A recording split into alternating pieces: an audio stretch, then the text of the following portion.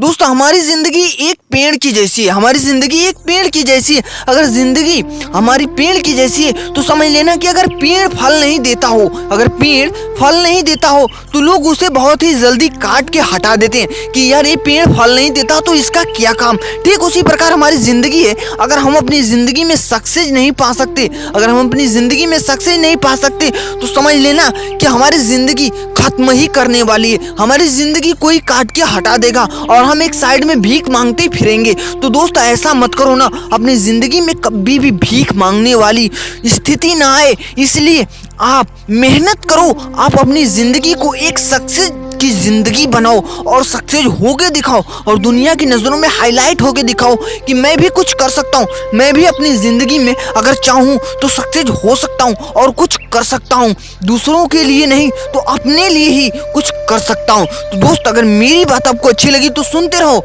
NS ज्ञान, और subscribe नहीं किया तो सब्सक्राइब करना बिल्कुल ना भूलें।